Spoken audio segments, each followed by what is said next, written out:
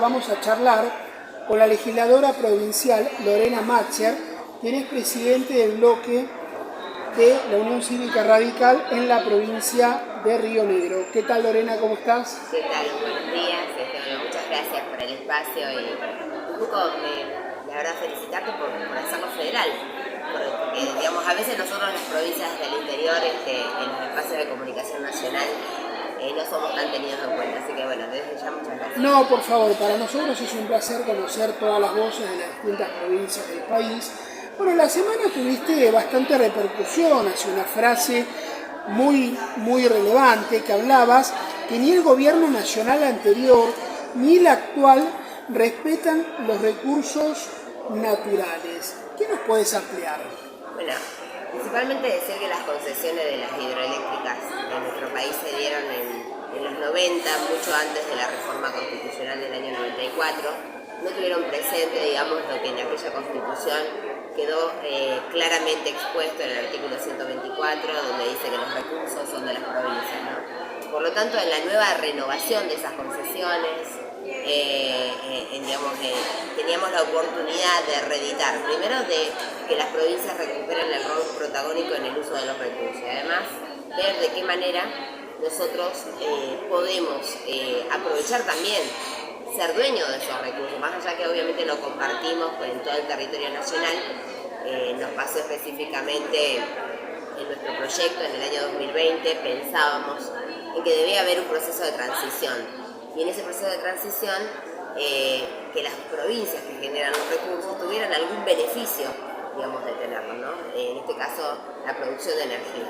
La producción de energía se genera, por ejemplo, en la represa del Chocón, viene al Sistema Integrado Nacional en Ezeiza y después vuelve a nuestra provincia con el costo más caro, porque tiene obviamente costos de distribución que son más elevados por estar nosotros en la Patagonia. Siendo los generadores del recurso, una persona, un usuario en Río Negro, Neuquén o en cualquier provincia patagónica, paga mucho más de luz que alguien que vive en Ciudad de Buenos Aires. ¿Qué nos podés contar respecto a lo que es la tarifa del Comahue? Bueno, nosotros en algún tiempo se implementó lo que planteábamos en aquel momento en nuestro proyecto, trabajado con Jorge La Peña, con el Instituto Mosconi, con los que más saben de la temática, tiene que ver con generar un beneficio para quien se vaya a instalar en la Patagonia, invertir, las empresas que vayan a instalarse en nuestras provincias patagónicas, que tengan algún beneficio, digamos, en cuestión. Uno de los costos más grandes que tiene la industria en la zona patagónica es la energía. En la zona patagónica y en cualquier lado. Entonces decíamos, la tarifa Comahue va a ser una excepción para el que invierte, darle herramientas para que, no solamente para que produzca, para que convierta la materia prima en materia manufacturada, sino que también genere empleo, ¿no? Eso es el principal motivo. Y darle alguna ventaja. En nuestro país, al que invierte no tiene ventajas. ¿Cuál es el consenso que tiene el proyecto en las distintas fuerzas partidarias de la provincia? Bueno, realmente cayó, el proyecto perdió estado legislativo, no fue un tema de agenda en aquel momento, nadie nos escuchó, en ningún momento se logró la discusión en las comisiones, o sea, perdió estado parlamentario, pero no solamente eso, las concesiones vencían en junio del año 2023.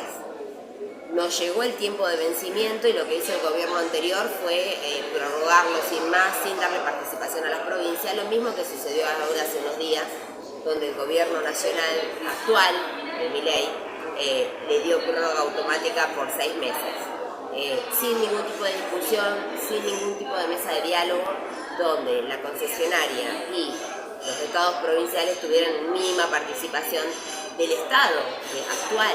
Porque el peligro está, nosotros tenemos allá un dicho que ¿qué pasaría si se rompiera la represa?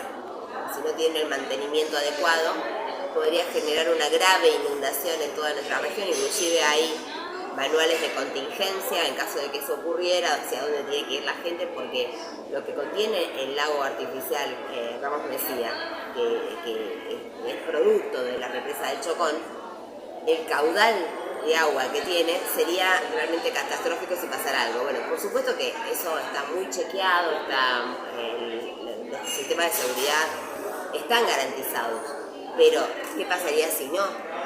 Si la concesionaria no hiciera lo que tiene que hacer para sostenerlo. Entonces digo, en un proceso donde se está finalizando un contrato, el Estado tiene que de alguna manera vigilar, controlar, digamos, en las condiciones que termina la concesión y si realmente esas condiciones son las adecuadas para una nueva concesión, para un buen, digamos, o una eficiencia real del servicio que tiene que hacer la represa.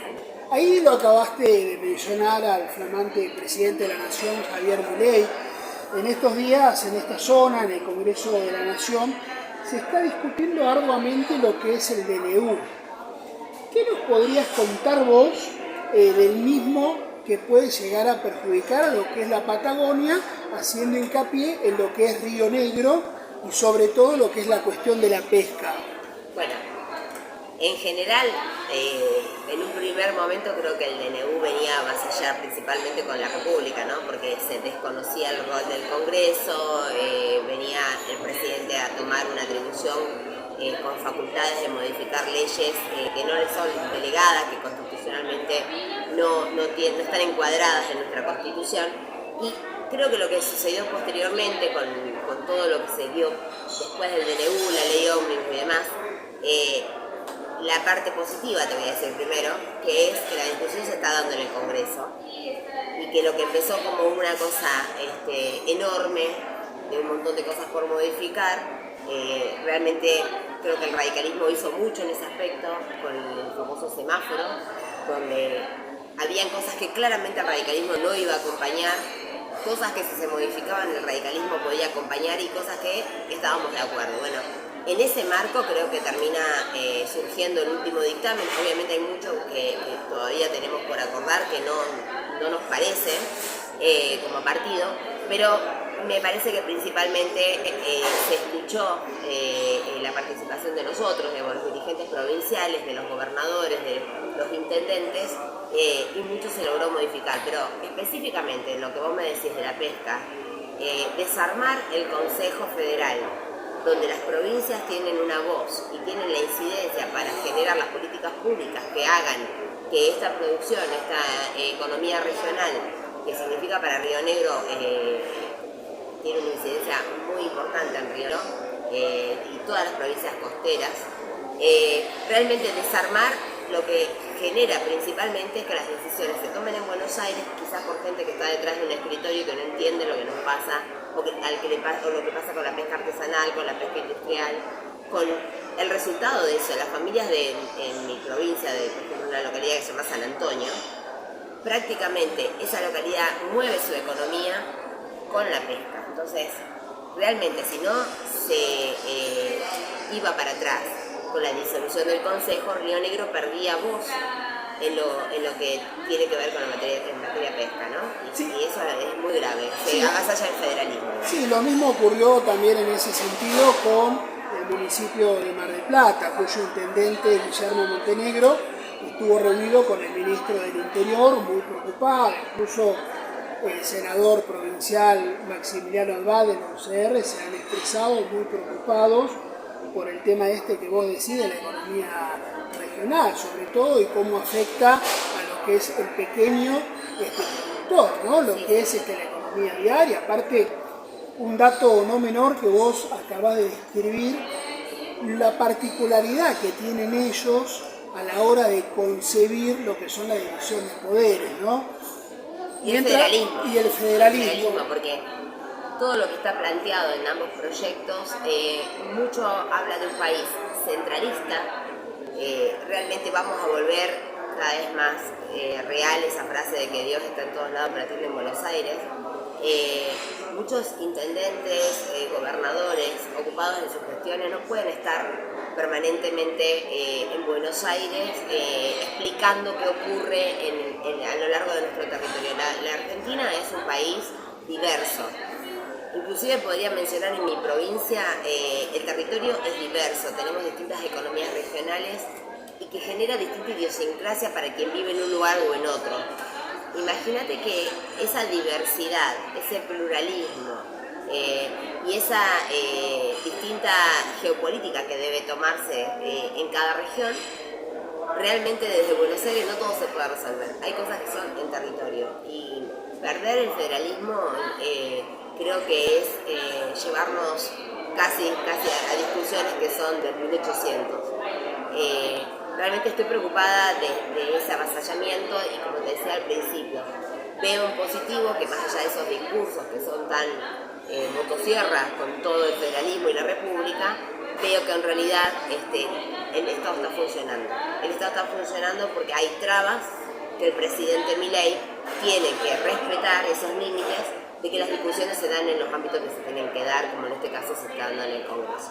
¿Cuál es la postura que considerás que tiene Juntos para el Cambio, incluyendo la UCR, en todo esto que está ocurriendo del DNU? Ahí nosotros lo habíamos escuchado al presidente de la UCR Nacional, Martín Lustó, quien aseguró que ellos no iban a votar todo por votar, pero que iban a tratar de resguardar lo que es el Frente Juntos para el Cambio.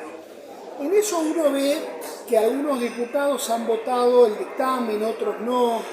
¿A qué atribuís esa dicotomía, que no se ha podido articular un mensaje? Bueno, principalmente creo que sí hay una coincidencia entre los que sí firmaron el dictamen y los que no firmaron el dictamen. La coincidencia está en que el radicalismo de ninguna manera va a ser una oposición obstructiva. Nos han puesto dialoguistas. Bueno, nosotros somos eso, somos que la búsqueda del consenso se logra a través del diálogo. No venimos a obstruir ni a oponernos por oponernos, sino que queremos construir la respuesta que vaya de acuerdo a lo que nosotros pensamos que es lo mejor para los argentinos y argentinas. Entonces, sí digo esto, ¿no? Tanto los que firmaron el dictamen como los que no, hay una coincidencia que es central que hace a las bases de nuestro partido. Y en eso coincido con el presidente del partido y lo apoyamos. Obviamente, nosotros después de varias reuniones con la Mesa Nacional se dijo esto, ¿no? Que eso no podía de ninguna manera soslayarse. Que haya diálogo y que nuestra reforma y nuestra oposición sea desde ese lugar, ¿no? Desde la discusión. Así que está bien, digamos, en ese marco, en esa amplitud, hay diputados que apoyaron y otros que no. Me parece que va por ahí. Después, obviamente, el radicalismo va a hacer lo que pueda y lo que deba para garantizar que al presidente le vaya bien. O sea, desearíamos que al presidente le vaya bien. Una oposición responsable. De ninguna manera quisiéramos que, no, como por ahí escucho alguno, no, que se vaya rápido, Milei, no. Nosotros queremos que le vaya bien. Lo que sí estamos preocupados, porque obviamente vemos un presidente que es impulsivo, que dice que los consejos de cómo se debe gobernar se los pide a su perro muerto. Vemos un presidente que va a dar un discurso en un ámbito internacional que realmente discute un escenario que ya no es tal, como es un escenario que se podría haber dado en el 1800, no en el siglo actual. Estamos hablando de Davos. Exactamente, y que realmente muchos veo, qué orgullo, pero en verdad a mí me dio mucha vergüenza, porque un presidente que habla en un discurso tan digamos, cerrado, duro, como hemos criticado el discurso del kirchnerismo. Entonces yo lo que veo que son dos caras de la misma moneda, porque realmente el nivel digamos, de intolerancia, esa sería la palabra, de intolerancia que marca el discurso del presidente, da mucha identidad con lo que escuchábamos de parte del kirchnerismo cuando uno se ponía a discutir con alguien que estaba en el espacio del kirchnerismo. Entonces, se ha convertido, creo yo, en este poco tiempo, 45 días, en un espacio de gobierno que está practicando las mismas medidas que cuestionábamos del kirchnerismo. Esto de castigar a los gobernadores si no acompaña lo que dice, no respetar las opiniones diferentes, digamos, ¿dónde está la diferencia con el kirchnerismo? En poco tiempo vamos a tener casi las mismas medidas. ¿Y la libertad? O sea, hablamos de levantar las banderas de la libertad y lo que notamos es un discurso absolutamente conservador y totalmente intolerante con el pensamiento del otro, ¿no? ¿Qué opinión te merece el reciente anuncio del presidente Milei respecto a lo que vos bien acabas de decir, ¿no? A su forma de proceder y de conducir el país, que se ha filtrado de la última reunión de gabinete, unas declaraciones a la prensa del ex ministro hoy de Infraestructura, Guillermo Ferraro, que lo ha desplazado de su cargo en forma automática. ¿Cómo crees esa medida? Porque algunos diputados de la oposición decían, él lo echa por haber filtrado ese mensaje, pero en ningún momento niega el contenido del mensaje. Totalmente. ¿Qué lectura haces al respecto? Bueno, es parte de la personalidad, como hablaba hace un minuto, ¿no? Un presidente intolerante, un presidente impulsivo a veces con actitudes cuasi infantiles, ¿no? Me parece que primero el gobierno se ha convertido en un rejunte de dirigentes que no están, digamos, consolidados en un proyecto, una idea de gobierno, en un plan de gobierno real, sino que, bueno, fueron armándose el gabinete a medida que iba pasando los días, y realmente, bueno, eso habla de la poca consolidación de las relaciones, de los vínculos del presidente con sus funcionarios, por eso posiblemente haya tomado. Es parte de la coyuntura de la propia personalidad que tiene este gobierno, de la improvisación que se nota, y bueno, y ahora lo echa sin tener un reemplazo, dándole mayor poder al ministro Caputo. Digamos, es una improvisación tras otra que, bueno, preocupa obviamente. Ojalá sea una buena receta. Yo de verdad digo, cuando uno puede comentar y graficar el cascarón de lo que se ve, porque quizás hacia adentro es mucho más complejo, lo que uno ve a primera vista es un estado de improvisación y una falta de plan integral. Digamos, van tomando medidas en forma aislada según cada uno como haya llegado, con la idea que haya llegado, porque hay de distintos partidos. En mayoría se declara peronista menemista. Yo creo que este es otro gobierno peronista, de un peronismo más de derecha, pero que bueno, tienen muchísimos funcionarios que responden a ese diario, que vienen con una historia dentro de las filas del peronismo, y de hecho muchos funcionarios que perduran de la gestión que acaba de terminar de Alberto Fernández. Cabe aclarar entre ellos Daniel Scioli, embajador de Brasil, y ahora se va a convertir en un supersecretario, ¿no? Exacto. Medio ambiente, turismo, en minería, en energía, tenemos funcionarios multifacético, ¿no? Que ahí lo mencionaste al ministro Caputo, que el Ministerio de Infraestructura ahora pasaría a ser secretaría bajo de la órbita del Ministerio de Economía, ¿no? Qué dato llamativo, ¿no? ¿Será una decisión apresurada? ¿Qué lectura haces? Lo que noto es un Estado que no quiere darle respuestas a los gobernadores, a los intendentes. El Ministerio de Infraestructura principalmente tiene que ver con la obra pública, con lo que necesitamos nosotros. Cuando hablan de que los ciudadanos paguen la infraestructura, que se hagan emprendimientos públicos privados, yo pienso en las localidades de mi provincia, algunas que son pequeñas, aisladas, de vecinos que hacen soberanía por vivir en un paraje. Posiblemente con esta visión nunca podrían tener asfalto, nunca podrían mejorar su calidad de vida, las redes de internet necesarias para comunicarse.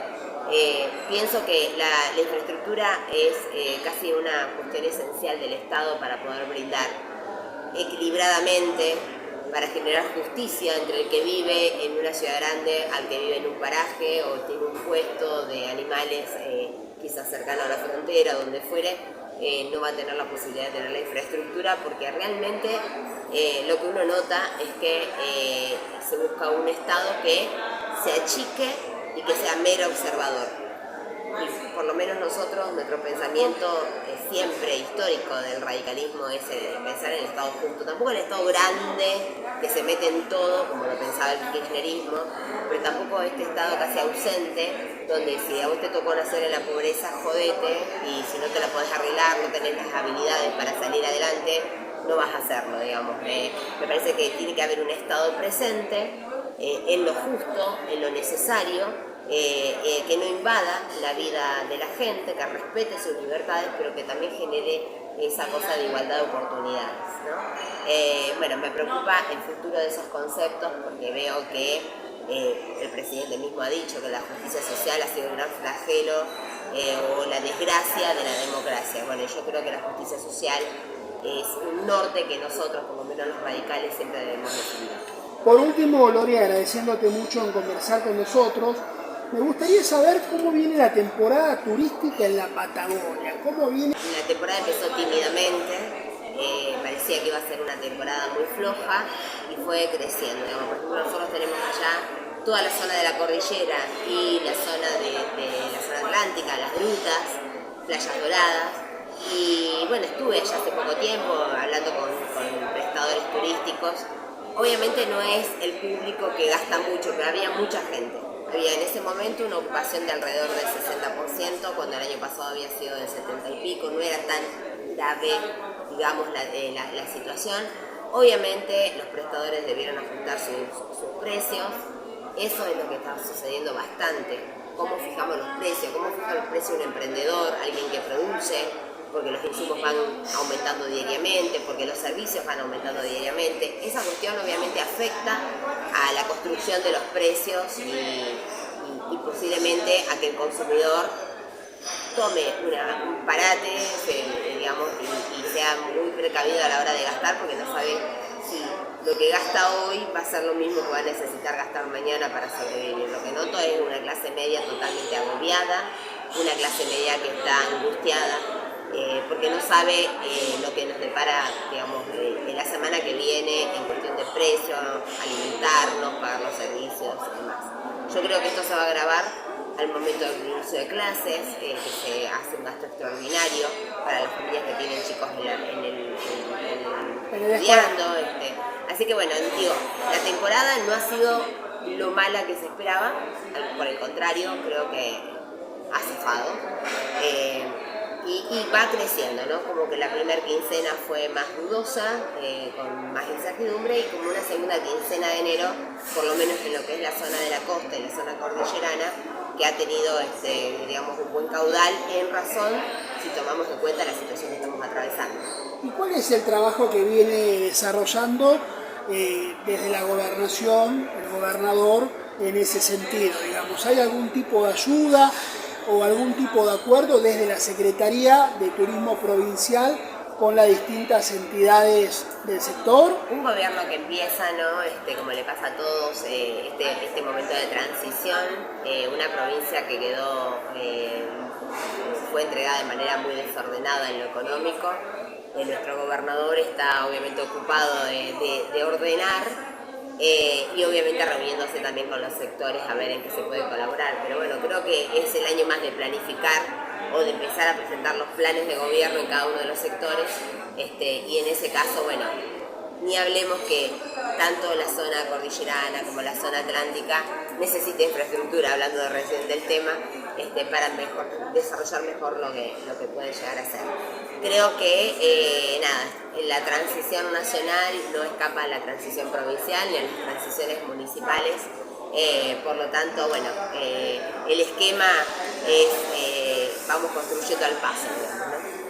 Bueno, Lore, agradecemos muchísimo los minutos que te has tomado en conversar con el programa No Todo es lo que parece, y anhelamos, al igual que vos, que tengamos un mejor 2024, donde todos tengan las mismas posibilidades de progreso y nuestro país vuelva a ser pujante como lo supo ser en su momento con tanto esfuerzo.